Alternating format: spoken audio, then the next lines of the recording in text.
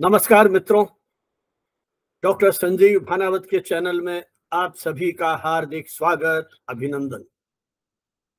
यदि आपने हमारा चैनल अभी तक सब्सक्राइब नहीं किया है तो हमारा आपसे अनुरोध है कि आप हमारे इस शैक्षिक अभियान को आगे बढ़ाने के लिए इस चैनल को सब्सक्राइब करें, अपने मित्रों के साथ साझा करें और कमेंट बॉक्स में अपनी टिप्पणियां कर हमारा मार्गदर्शन और उत्साहवर्धन करें।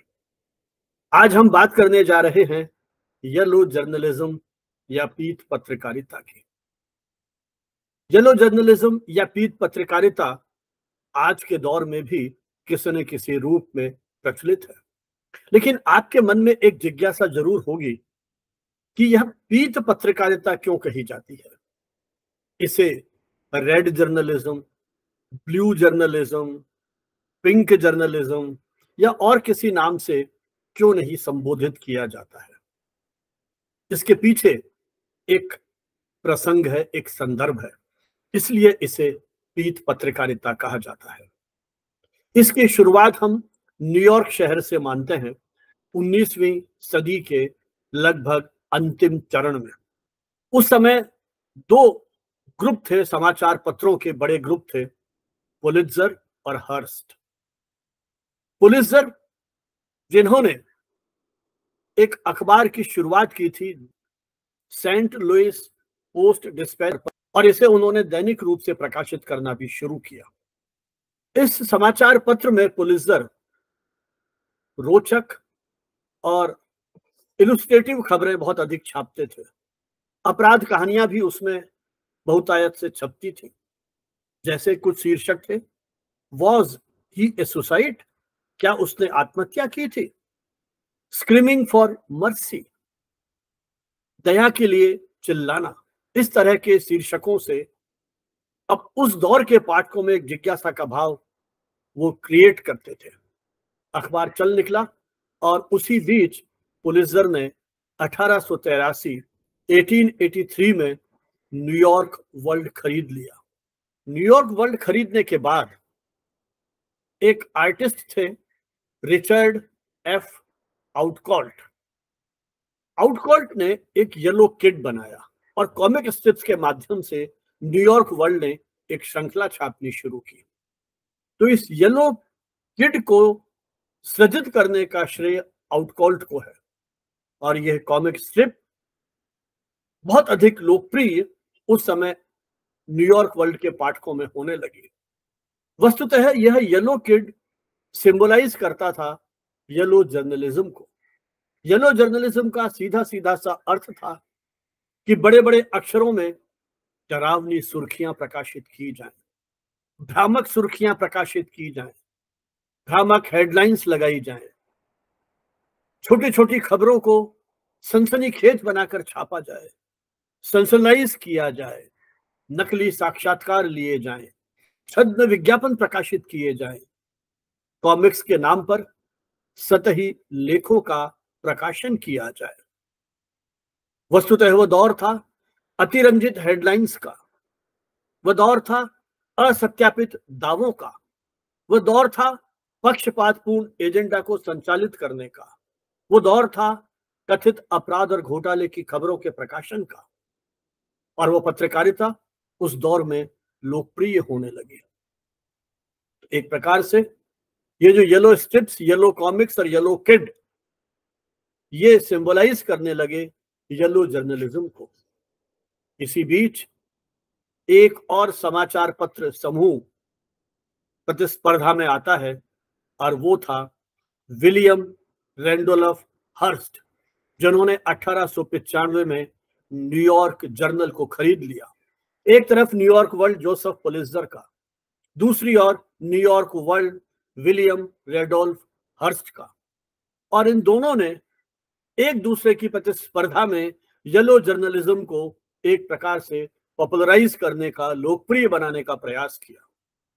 आपने कभी सुना होगा, पढ़ा होगा कि गलियों में, स्ट्रीट में अखबार बेचते थे, अखबारों की हेडलाइंस को चिल्ला चिल्ला कर। जैसे शहर में 10 लोगों को ठगा गया, शहर में 10 लोगों को ठगा गया, एक हॉकर चिल्ला रहा है। अचानक एक पाठक ने अखबार खरीदा और उसने चिल्लाना शुरू किया, शहर में 11 लोगों को ठगा गया, शहर में 11 लोगों को ठगा गया। ये एक मजाक में मैंने बात कही है। भाव यही है कि अखबारों की शीर्षकों को आधार बना करके गलियों में अखबारों को बेचने की भी बहुत पुरानी परंपरा रही है। न्यूयॉर्क में भी यह परंपरा थी।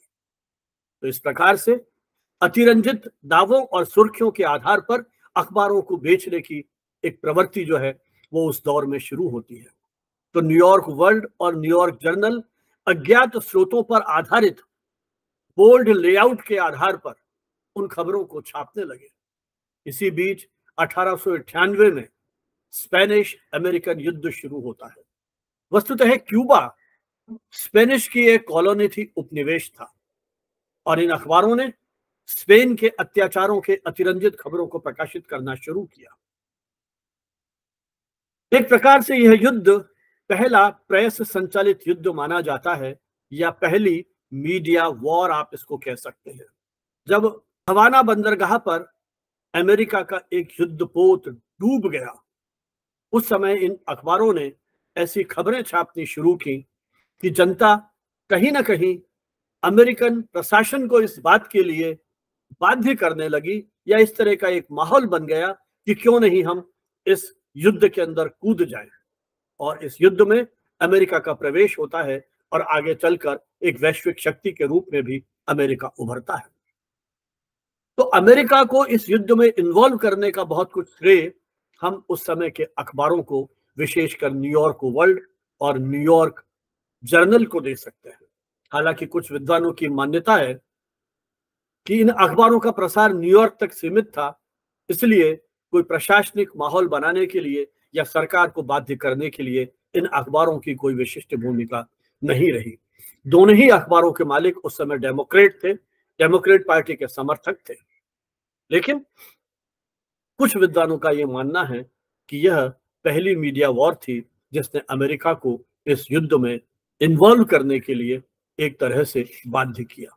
ऐसा नहीं है कि न्यूयॉर्क वर्ल्ड और न्यूयॉर्क जर्नल में केवल येलो जर्नलिज्म ही होती थी, गंभीर खबरें भी प्रकाशित की जाती थी, इन डेप्थ रिपोर्टिंग भी उस समय होती थी।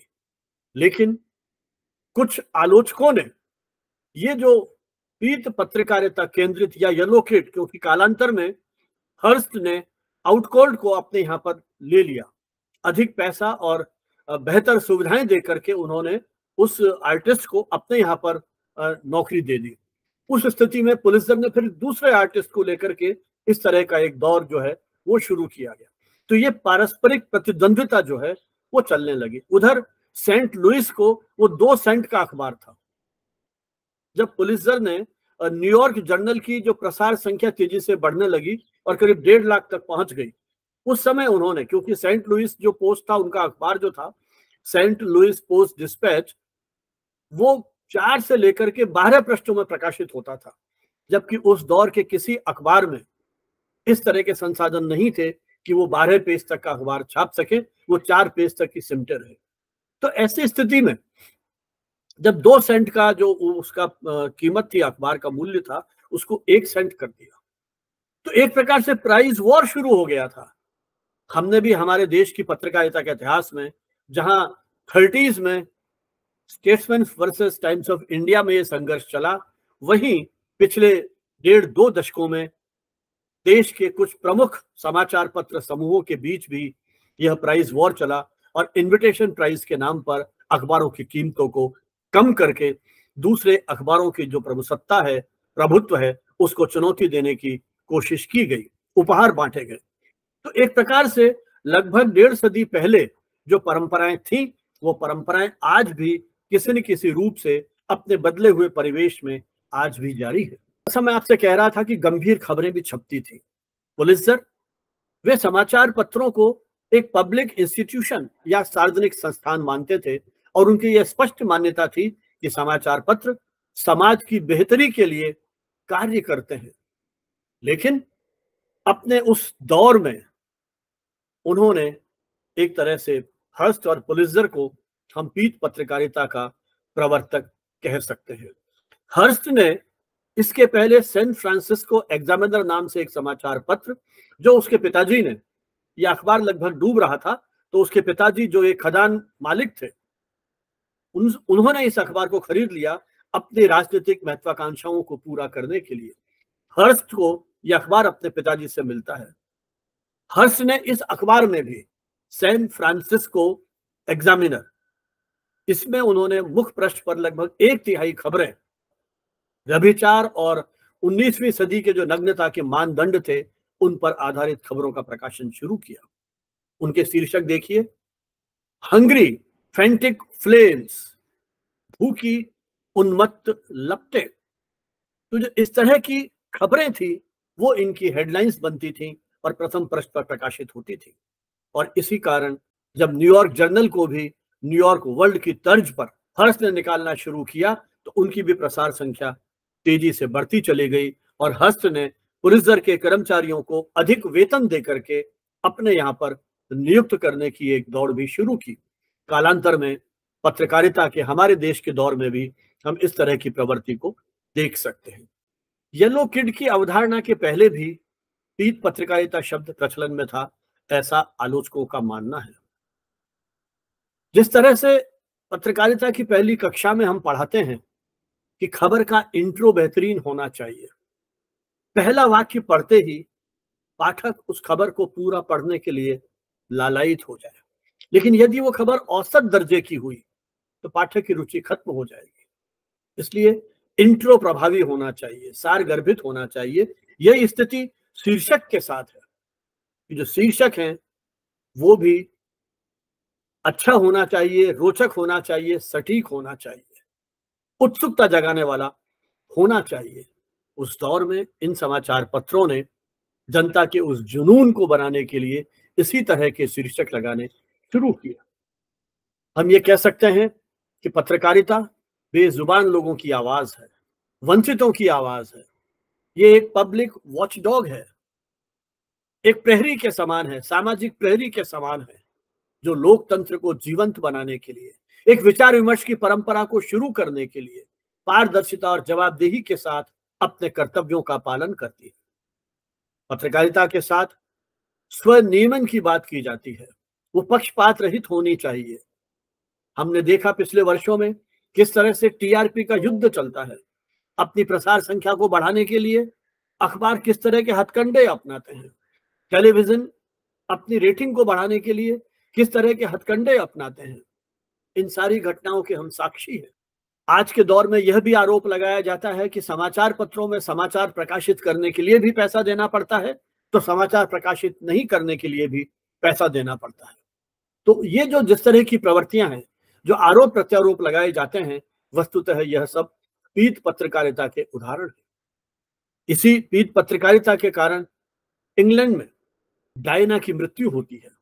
पीत पत्रकारिता एक तरह से अनैतिक अखबार नवीसी है, लापरवाहीपूर्ण रिपोर्टिंग है, घटिया सामग्री के प्रकाशन की प्रवृत्ति है, पूर्व निर्धारित निष्कर्षों की ओर पाठक को धकेलने का प्रयास है, त्वरित धन और शक्ति सामर्थ्य को अर्जित करने की लालसा के कारण पीत पत्रकारिता आगे बढ़ती है या पीत पत्रकारिता का हम एक वातावरण बनाते हैं।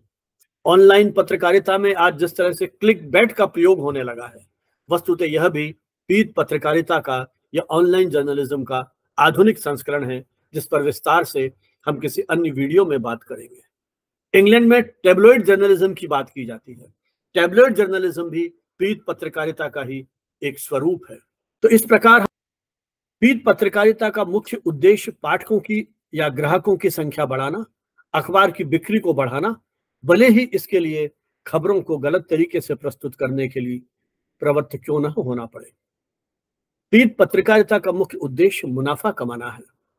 इसके लिए समाचार पत्र और मीडिया घराने तथ्यों की बजाय सनसनीखेज और अतिशयोक्तिपूर्ण खबरों की ओर अपना ध्यान केंद्रित करते हैं। पीत पत्रकारिता का प्रभाव समाज पर बहुत ही प्रतिकूल और गंभीर तरीके से पड़ता है। यह न केवल जनमत को प्रभावित करता है, बल्कि समाज में भ्रांत धारणाओं को भी प्रचारित करता है। पीत पत्रकारिता गलत या अधूरी जानकारी देने का प्रयास करती है जिससे समाज गुमराह होता है। तथ्य और सत्य पर लोगों का विश्वास डगमगाने लगता है। आज के इस डिजिटल दौर में जहां सूचनाओं का तेजी से प्रसार हो रहा है, वहां इसकी विश्वसनीयता पर भी आंच आई है। पीठ पत्रकारिता का व्यापक प्रचार प्रसार लोकतंत्र के लिए भी एक खतरा है। मीडिया का मुख्य कार्य सही और सटीक जानकारी देना है, लेकिन पीठ पत्रकारिता उसे अपने मुख्य उद्देश्य से भटका देती है। उम्मीद है कि पीठ पत्रकारिता की जो पूरी की पूरी पृष्ठभूमि है उसको आप समझ गए होंगे, और अब हम प्रयास करें कि हम मीडिया को पीठ पत्रकारिता की प्रवृत्ति से बचने के लिए हम अपने नैतिक बल का प्रयोग करें। जहां कहीं इस तरह की प्रवृत्ति देखें तो हम उस मीडिया संस्थान को पत्र लिखें, उनके खिलाफ आवाज उठाएं और उन्हें बाध्य करें कि वो सही सटीक खबरें देने के लिए मजबूर हो सके। बहुत बहुत आभार, धन्यवाद। जय हिंद, जय भारत।